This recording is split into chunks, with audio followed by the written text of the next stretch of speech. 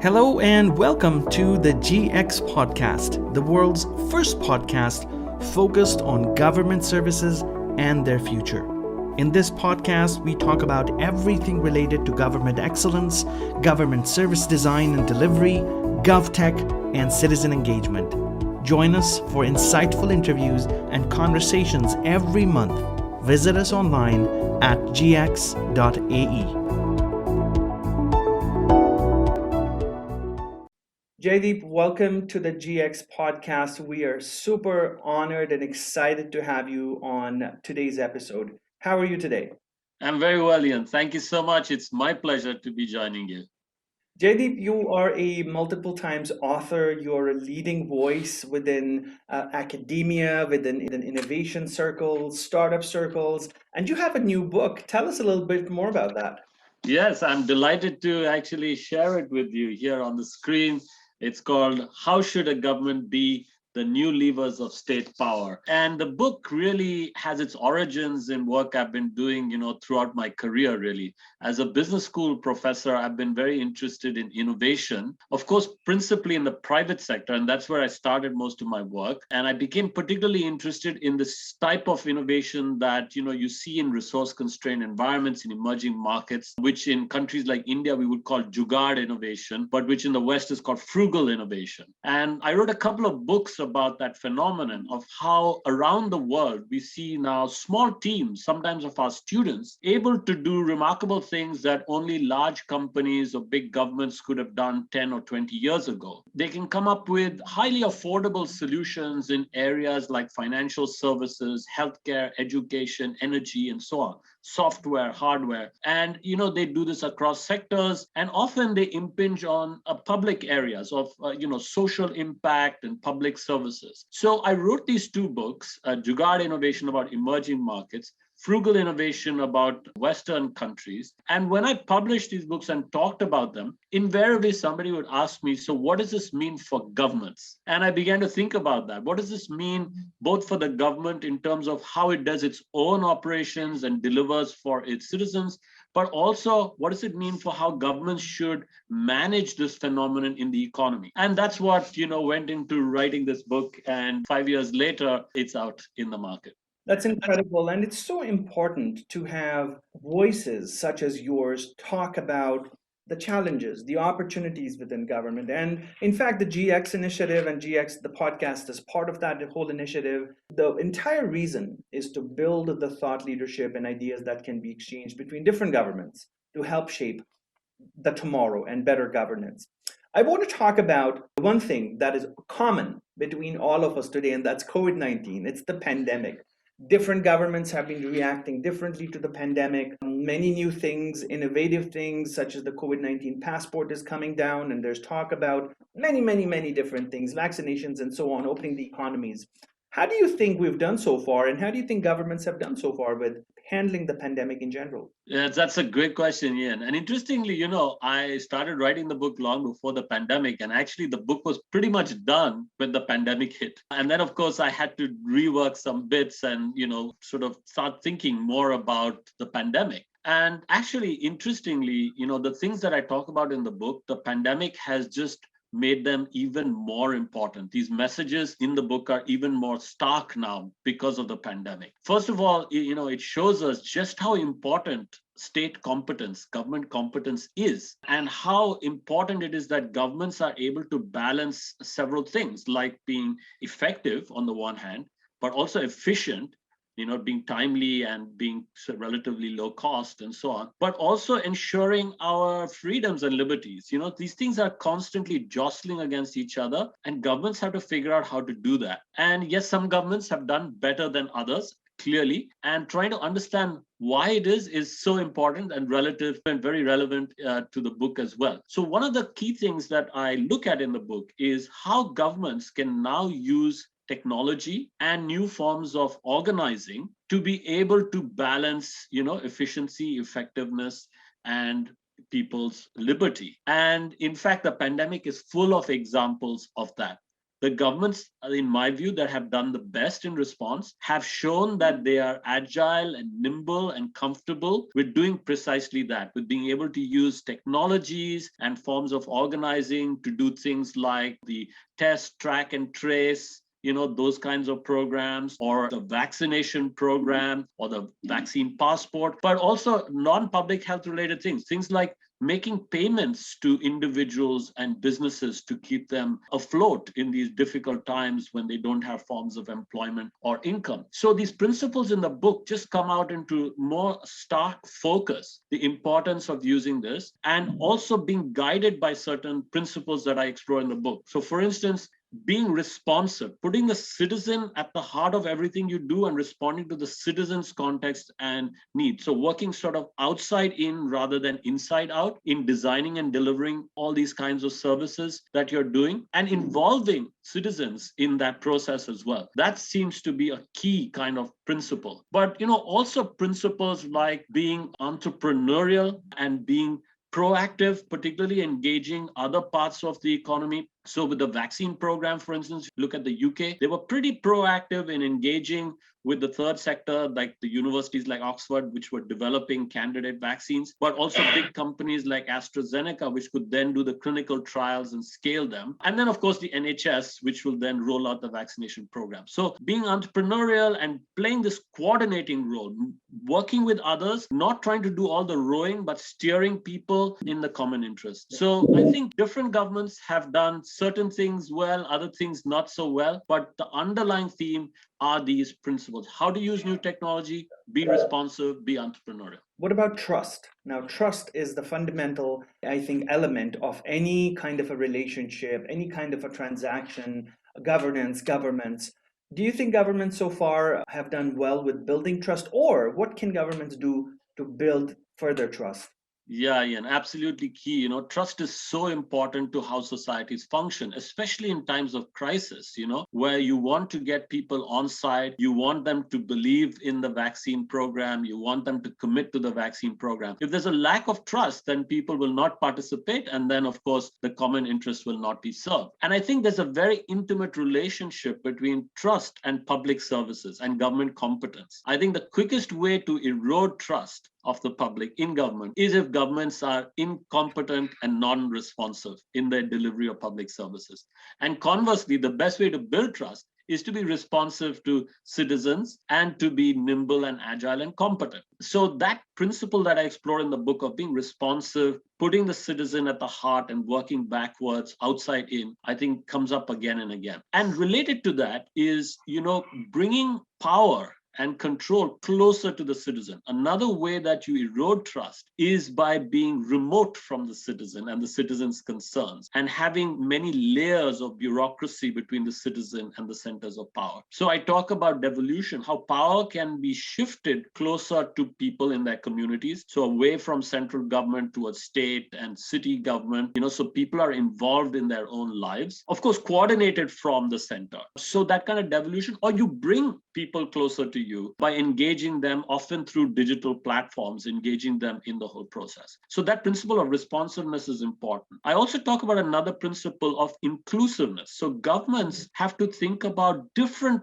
groups of people who often might have competing interests. So you could think currently in the pandemic about businesses that want to stay open and have freedom to generate income, but you also have to think of citizens' health and their safety. And so they've been having to juggle these two things. And I think successful governments have found a way to do that. Unsuccessful governments have pitted one group against the other, and that has only bred more mistrust. Being experimental, that's another principle I explore. Trying out things in pilots, trying out new ways of delivering services in pilots, using new technology. Now, why in pilots? Because there you de-risk the cost of failure. And, you can learn quickly and then scale, as opposed to, typically, sometimes governments will just roll out some big program and then it'll be a big disaster. And then, of course, you lose trust. So many of these principles, I think, come into play, particularly in designing public services. If they're well designed and delivered, you gain trust. If they're not, you lose trust. You mentioned an interesting word. You mentioned technology, and digital technology. Let's talk about technology for a minute or so. What aspect of technology do you think governments generally have trouble adopting to? Is it the scale? Is it the innovative part of it? What is happening with governments and technology? Where does big tech fall into the place? Where do startups fall into this whole kind of space of technology slash government and how they roll out services? What are your insights? So technology is clearly important, but it's a means to an end. And I think the biggest mistake, not only governments, but companies also make, is to put the technology first and to think that it's all about technology. When in fact, the technology is a means to an end. It's not an end in itself. And really what matters is the citizen in the case of the government or the customer in the case of the company, and really understanding what's that problem you're trying to solve, and then organizing in such a way that you solve the problem, you develop a solution, which happens to use the best or most appropriate form of technology. So I think it's actually not so much technology itself that's at fault, it's the approach of thinking that the way to transform and improve a government is to digitize. And that automatically, magically, that will solve all the problems and make a government very responsive. Whereas it's not. It's really to change the mindset of the bureaucracy, of the government apparatus, to think outside in rather than inside out, to really understand the problem that they're trying to solve, and then think of a solution, including what's the relevant technology. And in the book, I explore some cases of how this has been done in very interesting ways in different parts of the world. So for instance, in social care, healthcare, I look at the Netherlands and I look at an organization that started in the 2000s precisely because the current approach to healthcare at that time in the Netherlands was very managerialist. It was very inside out. It was very much about products and what we can offer you, and not from the perspective of patients. So this company called Bertelsmann, which stands for neighborhood care, they rethought the whole approach, and they built their whole approach around the needs of the patient. Patients at the end of their lives really care about the quality of their life and the relationship they have with the carer. So they realized that, and then they created these self-managing, self-organized teams of nurses from the community who would then form relationships with their patients, and in a ratio of, say, 10 patients to one nurse, and could deliver quality. Then they thought about how can we empower these nurses using technology. So simple things like iPads on a kind of Facebook-like platform where they could form a social network, share ideas, and require then very little governance structure, very little management structure. So you didn't have managers breathing down their throats, giving them targets. They were self-driven. So, that's an example that I explore in the book. What about the startup ecosystem?